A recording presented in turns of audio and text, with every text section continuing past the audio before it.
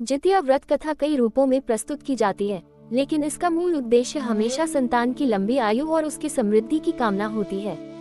जितिया व्रत को जीवित पुत्रिका व्रत के नाम से भी जाना जाता है। इसमें भगवान जीमूतवाहन की पूजा अर्चना की जाती है। इस व्रत को महिलाएं अपने संतान की लंबी आयु, अच्छे स्वास्थ्य के लिए करती है। इस व्रत को महिलाएं निर्जल उपवास रहकर करती है। आइए सुनते हैं जितिया व्रत कथा। एक समय की बात है, किसी वन में एक चील तथा सियारिन रहती थी। चील तथा सियारिन में गहरी मित्रता थी। चील तथा सियारिन दोनों हर काम को मिल बांट के करती और प्रेम भाव से रहती थी। एक बार कुछ महिलाएं जंगल में आए और वह किसी जीवित पुत्रिका व्रत की आपस में बात कर रही थी। ये सब देख चील के मन में जिज्ञासा जग गई। वह महिलाओं के पास गई और व्रत के बारे में पूछने लगी। महिलाओं ने जितिया व्रत के बारे में चील को बताया। चील तुरंत अपने मित्र सियारिन के पास गई और उसको जितिया व्रत के बारे में बताया। व्रत को बताने के बाद चील तथा सियारिन ने निर्णय लिया कि वो दोनों भी जितिया माता का व्रत और पूजा विधि विधान से करेगी।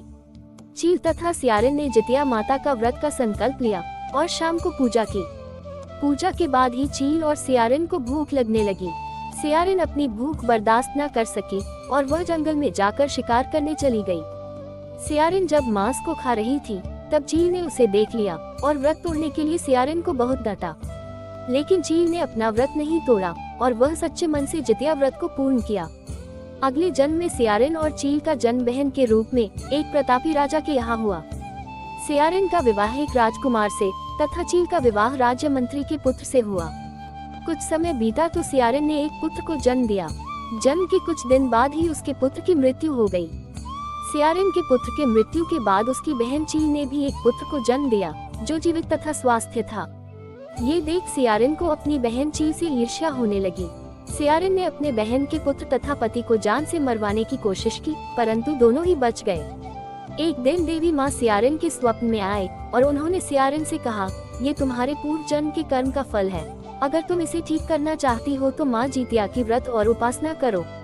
प्रातःकाल उठकर स्वप्न के बारे में सियारिन ने अपने पति को बताया। सियारिन के पति ने ये सुन सियारिन को व्रत करने की अनुमति दे दी और उसकी बहन चील से माफी मांगने को बोला। इसके बाद सियारिन अपने बहन चील के घर गई और उससे अपनी गलतियों की माफी मांगी। सियारिन को उसकी गलतियों पर पछतावा देखकर चील ने उसे माफ कर दिया। अगले साल जितिया व्रत पड़ा। यह व्रत सियारिन और उसकी बहन चील दोनों ने एक साथ रखा। माता जितिया सियारिन के व्रत से प्रसन्न हुई और उसको पुत्र प्राप्ति का आशीर्वाद दिया। कुछ दिनों बाद ही सियारिन ने एक सुंदर बालक को जन्म दिया। अब दोनों बहन प्रेम भाव से खुशी खुशी रहने लगी।